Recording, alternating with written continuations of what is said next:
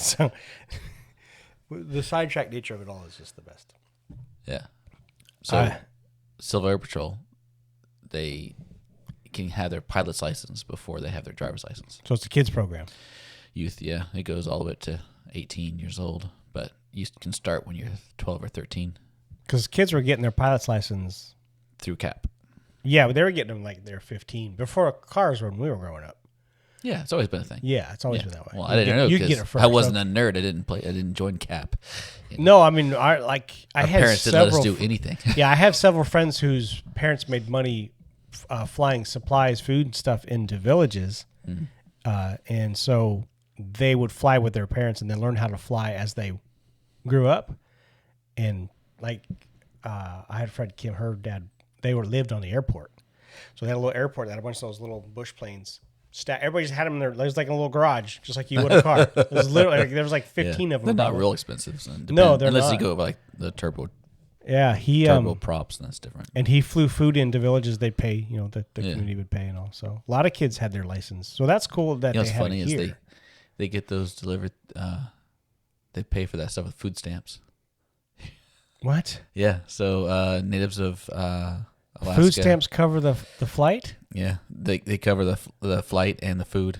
That's awesome. Yeah. So just because they have Alaska's got money, native ancestry in their genealogy, you qualify, and so they pay them to live in the villages. So they actually make more money, kind of like living in the villages, than you would working like a normal 9-to-5 job. Not like a trade, like you'd make more money working in a trade than you get paid to live on the islands, or live on the villages. But if you live in the villages, which are normally dry villages, they get paid to live out there, and they also get paid food stamps to buy food and all that, and then all that stuff just gets aired in and dropped off. So get back to work today. Of course, they have to poop in a 5-gallon bucket, but that gets picked up by white people too. Though. That's just Am I allowed to say that? But white people go in with the trucks and they pick up the honey pots. That's what they call them. Yeah, that's just 5-gallon buckets full of crap. I forgot about that. Well, they do put a bag in it, and they hopefully when they're like sober enough, they crap in the bag. It was because of disease or something, and they were trying to help them out with like a solution to it. It's just they were. I can't remember what they were going outside their door and crapping on the walls. So they're like, "Hey, there's a better way." Okay. It's like we had this thing called indoor plumbing. Well, the problem is they wouldn't maintain anything. So we had this. This is really odd. They had a German contractor come in from Berlin and build them a village. Like every single person got their own house. The tribal elder got his own house. He was bigger, had more, whatever. And then they ran in. It was Golden Valley Electric Union ran in electrical power lines. They did septic tanks and wells, plumbing, the whole bit, right? All the utilities that a standard American has. They didn't maintain a single thing, and they all went to crap. Most of the houses froze. That's interesting. And when a water line freezes, it busts and it turns into a giant glacier. That happens in the South too, when they built all those homes for poor people, and they just went to because they just didn't have the concept. They have there's no concept of maintaining. Yeah, they don't have vehicles. Like how many natives of Alaska do you see driving around in cars? They're all in super rare snow sleds. Super rare machines. Yeah, and they'll get like they created a corporation called Doyon, the First Nations people of Alaska. Created a company called Doyon. They have shares.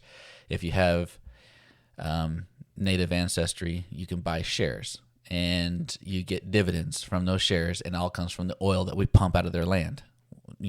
Burrow, basically. Okay. Dead horse is the actual name of it, right? So every barrel of oil that BP, which is not even an American company, it's British Petroleum pumps the oil out of it. That's crazy because this Japanese company has the biggest mine there, gold mine there. Yeah, Pebble Mine. Yeah. Pogo Pebble, yeah.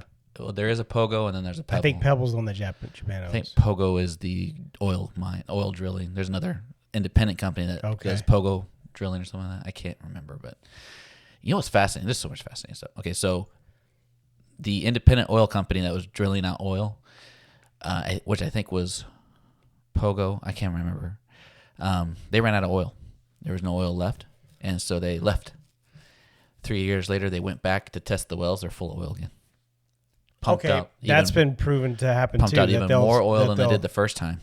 Yeah. Because replenishing itself. It replenishes, yeah. They don't More know how. dinosaurs die and rot. I guess. And become oil somehow. They think it's because all the earthquakes that they have in Alaska, that the tectonic Brings plates it up. crushing together makes oil. I thought it was pressure pushing it up from what I had heard. But Who knows? Nobody knows. So, like we know more about Mars than we know about the oil that's in our ground. we had just returned to work, and one of the coworkers was like, "Hey, are you here today?" And I was like, "It depends on who's asking, because if they're asking, that means I've got to fix something that's broken." And so I go in, and there's three of the coworkers are in the room in there, and they're hilarious. I love them, solid Christian girls, and they're like, "So, I was thinking about you the other day." Was that naked? And I said, "Well, see," I was like, "Wait, you thinking about me or dreaming about me?" The other one who knows me really, I was like, "Yeah, that's a good question. I think you're safe on this one." And she's like, "Alaska," and she says, "I saw it on TV. The North Alaska was like the coldest it's ever been." And she's like, she's like, right now they're having a huge problem in Northern Alaska because of how cold it is. It's like freezing, and all their doors are freezing and everything. And she's like, it's like 40 below right now. And the other girl's like, "Oh my God, who could live in 40 below?" And I was like, It's definitely not the coldest it's ever been. So I'm like, okay, I don't know what I think. I don't know what Celsius changes that to or whatever if you're watching Celsius, but it's 9 below in North Pole, Alaska right now, which is where I grew up. It's normally 50 below guaranteed in January, February range. A question, and I said, I don't know what you're talking about. I said, but I mean, I remember, I don't know if you remember, I remember going to school that one year we were trying to find 97, 98. I think Rock said it was like 98, where it was 70 below. And there was a Springs that was near us in Fairbanks. It was 77 below. Well, so... Would you go back? Oh, God, no. No. If I was going to go back, I would have gone back already. You think so? Yeah. It's just, you can't afford it. That's what I was wondering. Because I was thinking Cost about of it the living other day. is just... Unless you want to live completely paycheck to paycheck and not have anything, then that's a great place to go. Because it takes two incomes to survive. And it's just like a corporation, the whole state of Alaska. Like 5 people are making a lot of money. Yeah. The rest are not. They're getting the left. And they're not quiet about it either. You know who they are. Yeah, exactly. And the only way that a independent person makes a lot of money in that state is to sell drugs. Yeah. Yeah, that's about it. Meth clinics there. Yeah, I mean, if you can get cocaine to Alaska, you're making money. I was just thinking about like all the stuff that we didn't do. Then the stuff we did do. There's so much we didn't do. Well, I mean, it's like... But even the stuff we did. My friends had like snow machines. I'm like, how? How do you have a snow machine? That thing's $19,000. How in the world did you get that? I had a friend who just worked overtime. He was a guard at a prison, and he worked as much overtime as he could get just to pay his snow machine off. Yeah, yeah.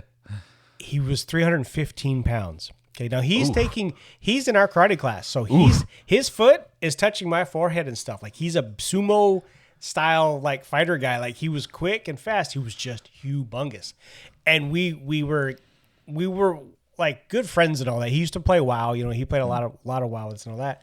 Imagine that. But he sat down in a chair for long hours of the day. Yeah, I can understand. No, this is such a bad story.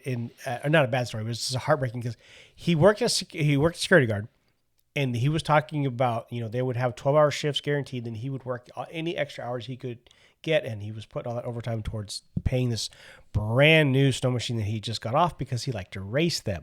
Ooh. He got it paid off.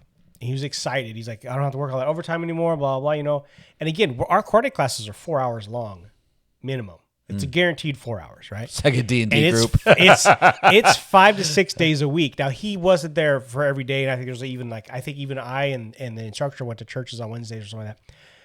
He snapped that snow machine in half, flying through deep powder, and bottomed it out somehow on after a jump.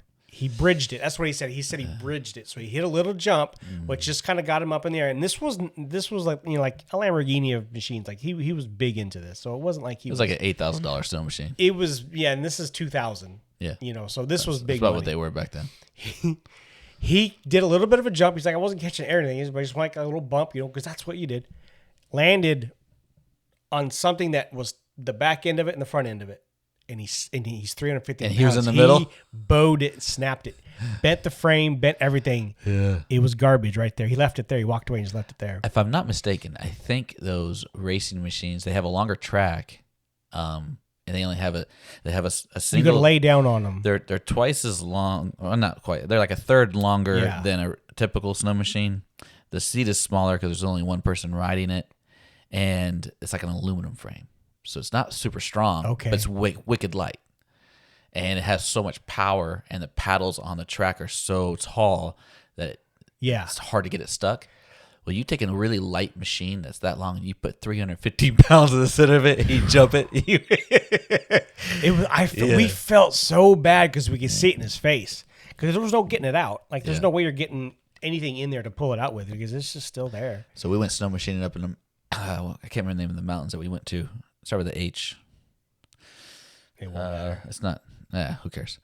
And this guy is like, I'll invite him one of my friends. He has a snow machine. You want to come? It's cool. Yeah, whatever.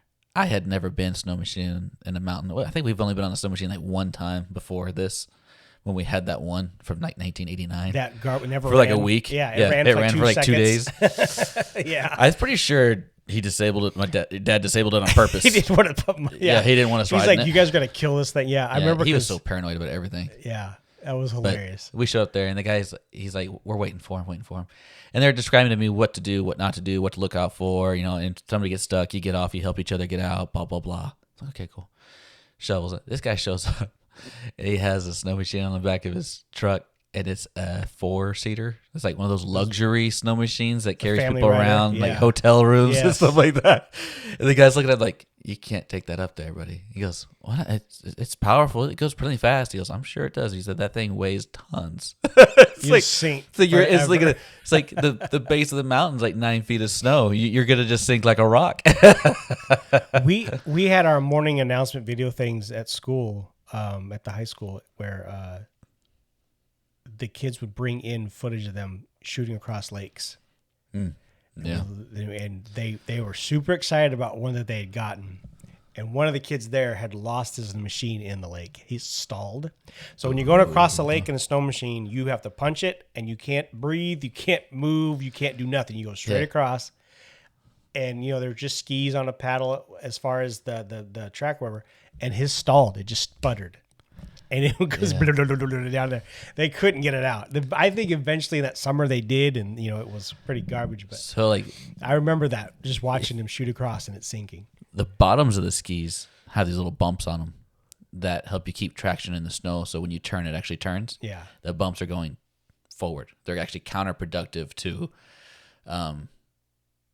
like the friction, right? So it's like having little bumps going forward, and then it presses against the snow. So when you turn it, it will actually turn the machine. Okay. Otherwise, you won't be able to turn it. I'll say I thought especially at high speed. I thought they edged, and that's how they turned.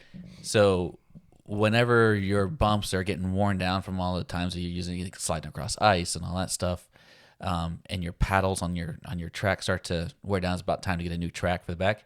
That's when you take it out across the water. So that's when they start having these races. So when the skis are so if that kid doesn't understand that and nobody explains it to him, they're like, yeah, go ahead, buddy.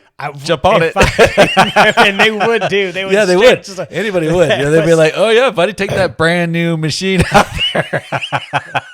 And then when he starts getting it right, those bumps will hit that water, and it doesn't act like snow. Yeah. And it will slow the machine down. That's interesting. So he probably is so much less stalled as he just lost his inertia. I'm curious if that's what. I remember them just saying. I just remember the word them saying it stalled. He stalled it or whatever, and it went down. I was just thinking because I was telling them like it was 5th grade for me. I remember the school we were at when it was 70 below, and I remember it because the teachers were pushing us off the buses into the building. Normally we could play outside for a little bit and all that kind of thing. But the teachers were outside the entire time in 70 below weather, and we had a pretty bad wind chill that year too. And they were which just is pushing odd. everybody. We normally don't have that much wind right there. Yeah, that dead center in the landmass, you're not going to. But was that the same year you got trapped outside? Because I don't remember it being. It wasn't that bad. Okay, because you weren't wearing your. No, gear. we would have died. Yeah, you weren't wearing your gear. No, we weren't. That's right. All I had was a coat and boots. but I didn't have the legs. They were in didn't your have ba- the gloves. They or were the in your hat. backpack. They were in the backpack inside the house. Okay. Yeah. So And my lunch. What was that? There's also no lunch. I don't. I remember, Okay, but I don't. so Dad was in the military. We got stationed up there, Yeah. and Good times. Though. we got that rental house, and Yes. the landlord told him, "Hey, I put new doorknobs on all the doors, exterior doors, but the key doesn't match the bolt lock. I'm going to have them rekeyed. Just don't lock the handles. Oh, okay. Just use the bolt lock, and I'll get you the key for the handles. We want to get them rekeyed." And I do remember Dad telling us that. Okay. Don't lock the handles. And I forgot because it's like we had been there for like a week at this time. I mean, this is like elementary. We school, moved right? into the house in the middle of winter. It was freaking Yes, we freezing did. It was inside the house. insane. Oh, it was bad. They had that house at like minus 40, I swear. I don't know what was going on, but that house was freezing. It was so bad. And then the doors are open because you're moving in and out, so it's just naturally cold in there. But anyways, so it's when our cousin was living with us. That's right. Michaela was there with you. Yep. And we had to walk to the bus stop, which is a couple blocks away. And we had to leave at a certain time, right? So I went to the house, and I was supposed to lock the house up, and then we go. Well, it was like probably 28 below zero, I think, about that time. 25-ish, 28-ish below zero. It seemed like it was bad enough. Yeah. Yeah, which is death. I mean, Yeah. if you're out there long enough. Just to put it in perspective, if it's 60 below zero and you go outside with no protection, you have about 20 minutes before your heart freezes. You'll fall asleep and you won't wake back up in about 20 minutes. The sleep is what. Yeah. Yeah. So we were out there and we had left our backpacks in the house, but I had gone through and locked the handles and not the bolt lock because I didn't have a key for the bolt lock. Okay. So my brain, You flipped them. yeah, it's like, well, I don't have a key to lock the bolt lock. He said to lock up the house when we left. He meant the key that he had hidden outside, but he didn't correlate that to me. So I thought the key was hidden after this incident. There wasn't a key until after this incident. he had a key somewhere else. Oh. Yeah, and that's what we were supposed to use to lock the door because we didn't take the key with us to school. This is so long ago. I'm trying to remember. This is crazy. Yeah. Oh, this is a really long time ago. I can't even remember what grade I was in. I think it was 3rd or 4th. Yeah. Yeah, it was 3rd or 4th grade. I wasn't in 5th grade yet because I can remember how old I was in each thing based by what school I was in because we went to a different school every single year. We never went to the same school twice. And so it was like It was hit or miss, yeah. So I was at North Pole Elementary School at this time. So that was 4th grade. Oh, you went to North Pole? Oh, that's right. Because I was Yeah, for 1 year. I was at Badger Road for 1 year. I went to Badger Road in 5th grade. Okay, yeah, that's when it was 70 below for me. Was when I went there because that's why I remember it getting off in his 5th grade age. Okay, go ahead. Yeah, go ahead. That's what I did, didn't have a key for the bolt lock, so I locked the handles. Which Right. it is stupid to lock your house in Alaska. Yeah, you never lock your house. Your vehicle in your house in Alaska, you just don't lock. We have burglaries a lot because the majority of people that live in Fairbanks, North Pole area work a job. Like 95% of every household is empty during the day because everybody works to afford to live it. So if somebody's going to break in your house, which they're going to because there's deadbeats all over the place, if they don't have a key to your door, they're just going to kick it in. And now your house is freezing. Smash a window or something. Yeah, break the window. Yeah. So now your house is freezing. Yeah. You got because they don't care, right? Yeah. No. Your pipes freeze up. Yep. They break. You have a glacier everywhere. Your house is totaled. Yep. And you have nowhere to live while they attempt to fix it. So it's best just to leave your house unlocked. But whatever.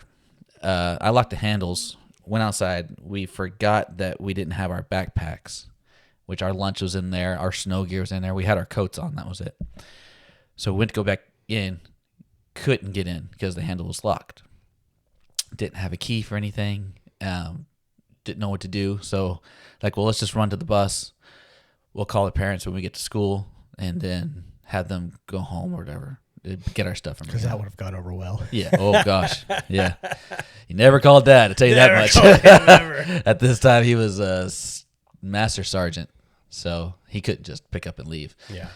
But so we went to the bus, but we had spent so much time trying to get back into the house that we missed the bus. So we got to the bus stop and it had already passed. We knocked on a couple of houses on the way back home to see if we could use somebody's phone, but nobody answered the door because everybody works. Yep. Right? So we went back to the house and we pretty much just froze our butts off for half a day We fell asleep a couple of times from the cold. So I remember shivering a whole bunch, and I did accidentally crack a window. I remember you picked up the chair that had those big metal lawn chairs, like those porch chairs, because there's a big, beautiful porch shade down there. And I remember Dad complaining about that, because you picked the chair up and you slammed the chair against the biggest window in the house. No. So I took the lawnmower. I had the lawnmower. It was a lawnmower. I had a lawnmower, and I was ramming the door with the lawnmower. Okay. And it's a steel door. It's not moving. But, my fourth grade brain is like, I'm going to ram this door down, right? So I hit it with the lawnmower over, and I just totally mess up the front of this lawnmower. Hilarious. I did not hear about that part at all. Yeah. So we figured out that wasn't working. So we tossed the lawnmower, and we're like, okay, we see in the movies that they kick it down. I was like, let's just kick the door down. So we both, me and the cousin, go to kick the door, and the deck is wood, and it's completely iced over, and it's slick. And so we both, at the same time, like a comedy show, fall on our butts trying to kick this door That's in. awesome. Couldn't get it kicked in. So we're like, okay, we'll just punch it down. So we got, and you remember our dog, little Cody? Yes. Little black dog? Yeah. So he's up on the couch looking out the window, barking at us like, what's going on? What are you doing? And so we start hitting the door with our fists. And I looked over at the dog at the window, and for some reason, my brain correlated, hit the dog. And I hit the glass with my hand and broke the freaking glass. It was double paned windows. Yeah. And as soon as I hit that glass, my thought wasn't, I could finish it off and get inside. My thought was, my dad's going to kill me. Yes. I was more afraid of Dad than of freezing to death. So that's hilarious. We spent the rest of the day. So this started she came home early, didn't she? So this started at 7 a.m. When we left for the bus. Right. At about 10, it was 10:45 when Mom came back home. So she said for some freak reason she had to come home for something, and so found me and you guys outside. Me and the cousin started praying that God would save us, because Yeah. we knew that if you fall asleep, you won't wake back up. They teach you that. So we're praying, and we're cuddled together for warmth. We're like spooning. I was the big spoon. And I didn't cry. Yeah. I thought this was supposed to stay in Alaska. And we were just shivering like crazy, because all we had was coats. Yeah. That was it. Yeah, it's the worst. And legs and sting. boots. We had boots and we had coats. Yeah, your legs just sting. Especially when you carried your tennis shoes in your backpack. Yeah, everything burned. It burns like you're burning with fire kind of thing. It's fire, yeah.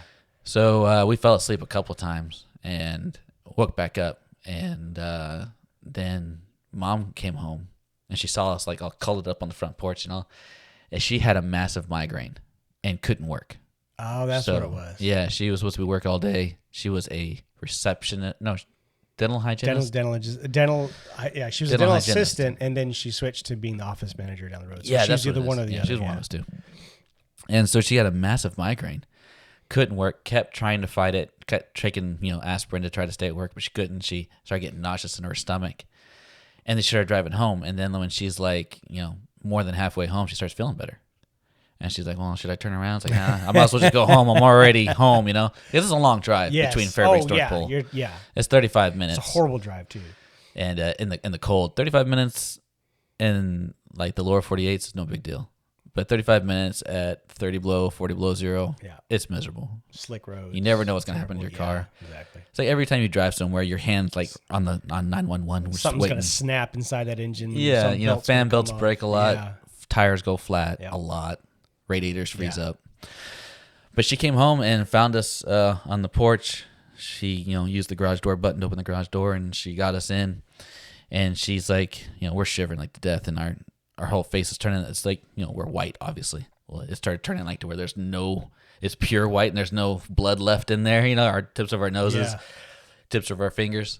So she took us to the military ER. She didn't take us to the Fairbanks one. Okay. Because it was closer. Okay. So it's like 10 minutes closer. 10 minutes, yeah. So we went there, and they pretty much took us down to our base clothes, and they said, okay, the cuz turned out perfect. She had no issues. she was fine. She's tough as nails, though. Yeah. So she's not human. Yeah, well, she had a tough upbringing. Yeah. She's tougher than we ever were. She's still a very tough girl. You know, she taught herself Spanish. Fluent Spanish, from what I Fluent understand. Spanish, yeah. They said that she sounds She more Hispanic than she does. That's what they were saying when I was Gringo. down there. Like she sounds more Hispanic than. Yeah, she's super smart, really tough. But me, I was frostbitten my toes, frostbitten my hands, and tipped my nose. So they had a big whirlpool tub that they it's a big metal. Looks like a horse trough. It's metal. It just has hot water that just swirls around inside there. And doctor was arguing with another doctor about whether or not I should throw my whole body in there or just put my hands and feet in there. And they're going back and forth. And finally, Mom's just like, Daniel, put your hands and feet in there. So I just got up. She pulled a chair over, sat down in front. I got on the chair, put my hands and my feet in there. And they're like, are you comfortable? I'm like, yeah. It was either that or get naked. It's better than where I was 10 seconds ago. Yeah. The Army loved getting you naked. I don't know what it was. Yeah. Well, it's easier to probe you. I was like, I know you're here for an eye exam, so go behind the curtain there and get naked. I'm like, what? What? It's so wrong. Put on this gown. Well, the gown doesn't go past my belly button. Yeah, that's how it's supposed to be. Why is there scissors back here with the cuff? I don't understand you military people. So, yeah, that was a terrible, sucky existence that I'll never forget. Yeah, there's a whole. I mean, like I said, I was sitting there playing around because when she talked about how cold it was, and I was like, for some reason that it came into my head that you were out there, and I was like, wait, I don't think that was because he'd be dead. Yeah, 72 below zero. That period of time would be a miracle. Yeah, it would be an absolute miracle. It was a miracle that she got sick and came home and saved us all. Right, I think that was the Lord's intervention. Obviously, we fell asleep twice, and you normally don't wake up. The third time you're not going to. Normally you don't wake up the first time. Yeah, normally because that's the comfort. And Dad it feels so good. Dad was like, okay, I hit a key, and he hit a key the front under the front porch. Credit to him, he was just trying to fix the solution quick. Yeah. He's like, dang, I could have lost two of them, but I guess two less mouths to feed. Two less mouths. But the porch was pretty high on one end, probably like a 2-foot area, and it was wrapped in lattice. Yeah. All the way around, big, beautiful work there. I was like, it was a gorgeous porch, but it was low. It wasn't like up off the ground. And you put a key in between that lattice somehow. He took the lattice down and put an eye hook. He screwed an eye hook into it. Because he had it hanging on a hook. Hung the key on it and then put the lattice back up. You could not get that. You couldn't get it. I remember getting my fingertips wet one time to get the key to stick to my fingers. To get it off, it was so impossible to get. Like if you, it didn't matter. You're still screwed if you got locked outside because you're. I remember doing that, like having it stuck to my fingers, and I'm like, "Don't fall," because if it fell, it was gone. Oh yeah, you had to dig through ice and snow to get it back. If it snowed too much, you had to dig it out. Yeah. Right. So it was this big hidden key, except for that one little hole where we had to keep digging it out just to make sure we could get to it. So it's like this makes no sense, And then there was that year that we shoveled the roof like 3 or 4 times. We were walking off the roof, down this big pack. I mean, there was no. So the same time that we got that snowfall, they got it here in Alabama. I looked at the weather. I was trying to find what year this all was. Whatever, it hit the entire. Everybody hit it. Yeah, it was a Arctic. They called it some Arctic nightmare storm thing for that time frame. It was 97, we had like 109 inches of snow is what we got, and we normally only get 3 feet. The moose were dying because they couldn't get to the grain underneath the snow, and they were trying to feed as many moose as they could and they were climbing up on the tracks to get out of the snow and to get just relief. The trains were slamming into them. It's like a train hitting a bus at that speed. Oh, there was nothing. I mean, they can't even try to slow down. You just hit the moose and keep on going. Yeah, you have to go through it. Yeah, the whole cow. Hope there's some parts left on the front of it that you can eat later. Yeah. Oh, that's terrible. Yeah. I was just thinking, I was like, man, I'd love to go back, but I don't know if I'd love to go back. July. I'd go back for the month of July, and that's about it. The salmon fishing is so good in Valdez in July. I don't think people, of course, South Alaska is completely different. They don't see below zero. All the Anchorage area, and I was looking at because they kept showing that. I'm like, I don't care about Anchorage. They don't even barely hit 0 degrees, But they get the nastiest earthquakes ever. So just probably not even 5 years ago, I'd say. They get an earthquake that would just split the entire town. Wow. And the highway was split 6 feet in elevation difference. So one side was 6 feet higher than the other side. I mean, it was devastating. Birthing pangs. Yeah. It's just So I mean, they have the mild weather, but they get like Alaska's version of tornadoes. It's like you never know what's gonna happen. When it does, there's no escape. We're gonna wrap this one here. It was just a brainstorm that I'd had of it because I was trying to remember that situation where you were stuck outside of it because I never actually hear the whole story. When it's 72 below zero, you'll have a hard time finding the record of that because it's only that way in the interior and north. South Alaska. See, we were in a ditch, I mean, we were in like a valley, which is why it got colder where we were. That's why North Pole has the name North Pole. So when Dave Ainley homesteaded all of North Pole, right, yeah, he would make trips into Fairbanks, which is 30 minutes north, to get supplies. And the joke was, I just came from the North Pole because it's always 5 degrees colder in North Pole. Correct, it's 5. That's what it was, 5 degrees colder. Yeah. So when it's 72 below zero in North Pole, it's like 68-ish below zero in Fairbanks, but Anchorage, it's like 20 degrees. Yeah. It's shorts weather. And like, there's 1 million people in the entire state of Alaska. There was only like 700,000 people in the state of Alaska when we were kids. Yeah. 675,000 of them lived in Anchorage. And then everybody else was dispersed. Everybody's just, vast. Like Canada, they all live in one area. Like 90% of them live in one area. So like the weather stations, they're like, they'll call it to Fairbanks. What does it say outside your door? Okay, well, yeah. They did do that. Yeah, they barely even make a blip about what Fairbanks is because there's like literally 20,000 people there, but nobody cares. They know it's cold. They live there. Like I said, there was a hot springs that showed 77 below, and now it's right outside of Fairbanks. I was like, okay, God, so I forgot this about was Chino the Hot time frame. Springs. It wasn't Chino, it was a different one, but Chino Hot Springs, well, you had a blast. Chino Hot Springs was a blast. Yeah, Circle Hot Springs was weird. It was Circle, I think. That was the one. Chino Hot Springs Is that where all the Japanese people went? Or is it Circle? So Japanese people would come. Japanese went to Chino Hot Springs. It was Chino. I thought it was in our, because I remember we couldn't get a room. Circle's one time. On top of the mountain. It's where it was originally designed for rich people, but then they realized that Alaska doesn't have any. I remember when I was like older and like towards when we were leaving, we went up there to try to get a room, and like, you won't be able to get a room this time of year because this is the season for the Japanese that will come. Yeah, do you know why they come there so often? So they come to try and catch. Tell everybody why they go there. The Japanese people are amazing. They're so awesome. The 5 years I was there, I never got to go to the Penis Festival. We missed it every time. We planned it every time. What is the Penis Festival?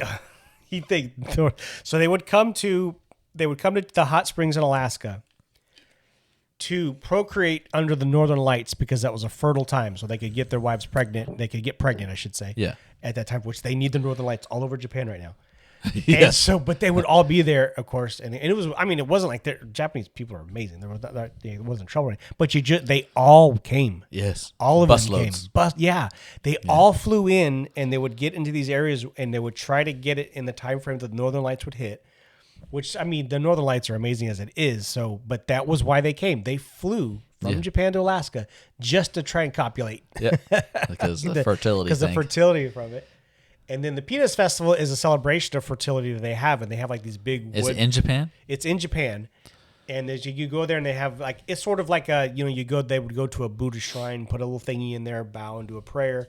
They kind of do a little version of that in the sense of it's a fertility thing, and there's just giant. Well, there's multiple sized just wooden penises everywhere. Wooden.